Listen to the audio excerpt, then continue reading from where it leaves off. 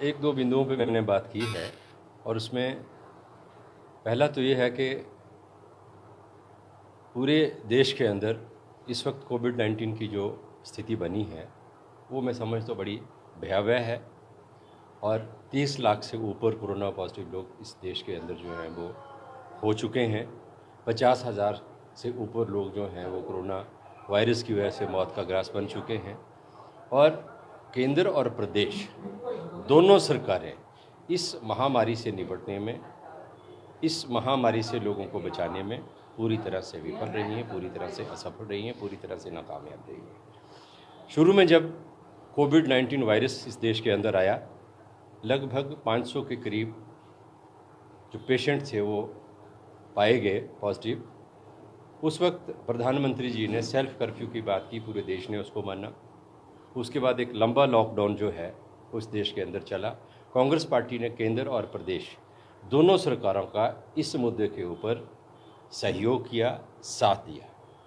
परंतु मैं समझता हूँ कि जो लॉकडाउन भारत सरकार ने शुरू में लागू किया, अगर देश के अंदर जो प्रदेशों के बाहर दूसरे प्रदेशों के जो लोग अलग अलग जगह पे नौकरी की वजह से, मजदूरी की वजह से, प्राइवेट सेक्टर में काम करने की वजह से, गवर्नमेंट सर्विस में होने की वजह से फंसे थे, जो कि उस वक्त तक कोरोना पॉजिटिव नहीं थे, कोरोना इतना स्प्रेड इस देश के अंदर नहीं हुआ था।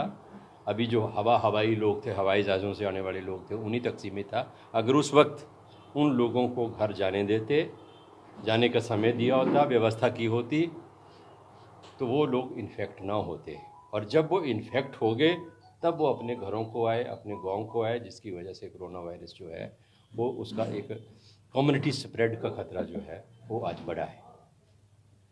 तो अर्थव्यवस्था जो है उसका पूरी तरह से जनाजा पिट चुका है, हालत ख़राब हो चुकी है। नौकरियां जो हैं 2 करोड़ के करीब जो सैलरी बेस्ड जॉब्स थी इस हिंदुस्तान के अंदर, एक सर्वेक्षण के मुताबिक वो जा चुकी हैं। तो हर मोर्चे के ऊपर जो है सरकार इस मसले के ऊपर निपटने से जो है वो सफल रही। और इन सारे मुद्दों को शुरू से देश के अंदर अगर कोई नेता उठा रहा है तो वो राहुल गांधी है। उन्होंने बात की कि इस कोरोना कोविड-19 जो है ये बहुत फैलेगा, इससे सावधान होने की ज़रूरत है, उपाय करने की ज़रूरत है। भारत सरकार ने नहीं सुना। उन्होंने कहा अर्थव्यवस्था तहस नहस हो जाएगी, सरकार ने नहीं सुना। उन्होंने कहा व्यापारी तबाह हो जाएंगे, छोटे, मध्यम और बड़े व्यापारी भी, जो बहुत बड़े बड़े हैं कुछ घराने, उनकी बात अलग है कि उनके ऊपर इसका बड़ा बुरा असर पड़ेगा, वो बात सरकार ने नहीं सुनी। मेरा कहने का तात्पर्य है कि अगर इस देश के अंदर जो मुद्दे हैं, चाहे जीएसटी का मुद्दा था, डीमोनेटाइजेशन का मुद्दा था, कोविड-19 का मुद्दा आया, अर्थव्यवस्था का मुद्दा आया, बेरोजगारी का मुद्दा आया, नौकरियां छीनने का मुद्दा आया, सब मुद्दों के ऊपर अगर पूरे देश में किसी नेता ने आवाज़ उठाई है तो वो श्री राहुल गांधी ने उठाई है। और कांग्रेस पार्टी को गर्व है कि हमारे पास गांधी परिवार से सोनिया गांधी, राहुल गांधी जैसे ओजस्वी नेतृत्व जो है वो कांग्रेस पार्टी के पास है। आज भारतीय जनता पार्टी के लोग कांग्रेस के नेतृत्व को लेकर, राहुल गांधी जी को लेकर और श्रीमती सोनिया गांधी जी के पुणे कांग्रेस का वर्किंग प्रेसिडेंट बनने को लेकर जो है वो टिप्पणियाँ की जा रही हैं। शांता कुमार जी ने भी कुछ कहा है जिनकी मैं बहुत इज्जत करता हूँ और उनसे ऐसे बयान की उम्मीद नहीं थी। ये कांग्रेस पार्टी का आंतरिक मामला है। कांग्रेस पार्टी का अध्यक्ष कौन होगा, इसमें भारतीय जनता पार्टी की सलाह की ज़रूरत नहीं है।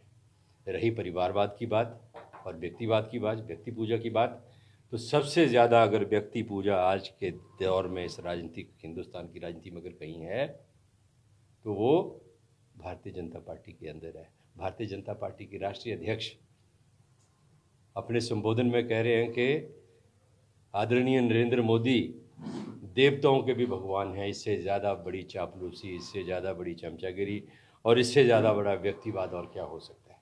तो जो लोग नरेंद्र मोदी को देवताओं का भी भगवान मानने की बात कहते हैं, वो अगर राज गांधी परिवार के ऊपर प्रश्न उठाएं तो मैं समझता हूं कि बड़ा दुर्भाग्यपूर्ण है। उनको पहले अपने गिरेबान में झांक के देखना चाहिए।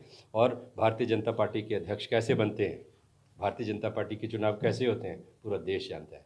भारतीय जनता पार्टी के अध्यक्ष वो बनते हैं जो नागपुर से ऑर्डर आता है, जो आरएसएस कहता है उसी को अध्यक्ष बनाया जाता है। भारतीय जनता पार्टी में कभी लोकतांत्रिक तरीके से चुनाव नहीं हुए। तो इसलिए ये मुद्दा जो है, इसके ऊपर भारतीय जनता पार्टी के नेताओं के बयान जो हैं उनकी हम निंदा करते हैं, उनकी हम आलोचना करते हैं। और कांग्रेस पार्टी का आंतरिक मामला है, कांग्रेस पार्टी इसे अपने आप लड़ेगी। देश को संभालने का काम कीजिए, बेरोजगारी से लड़ने का काम कीजिए, कोविड-19 को रोकने का काम कीजिए। ये जिम्मेदारी लोगों ने आपको दी है। और इसके साथ ही हिमाचल प्रदेश की जो सरकार है, उसके मुख्यमंत्री और मंत्री जो प्रदेश में अलग अलग जो कल्याणकारी योजनाएं हैं उनके जो लाभार्थी हैं, उन लाभार्थियों से वीडियो कॉन्फ्रेंसिंग के माध्यम से चर्चा कर रहे हैं। और चर्चा क्या कर रहे हैं? अपनी बूथ कमेटियों के विषय में। तो ये सरकारी मशीनरी का, सत्ता का एक दुरुपयोग, ऐसा दुरुपयोग है जिसकी कोई कल्पना नहीं कर सकता। आप लाभार्थियों को इकट्ठा करके उनके साथ वीडियो कॉन्फ्रेंसिंग के माध्यम से आप योजनाओं की बात करिए, उनके क्रियान्वयन की बात करिए। आप बात कर रहे हैं भारतीय जनता पार्टी की बूथ कमेटियों की। इस चीज़ को कांग्रेस पार्टी बर्दाश्त नहीं करेगी। और अगर इसको भारतीय जनता पार्टी के लोगों ने नहीं रोका, मंत्री और मुख्यमंत्री इसी प्रकार इस चीज़ को जारी रखेंगे, तो कांग्रेस पार्टी इसका सड़कों पर विरोध करेगी।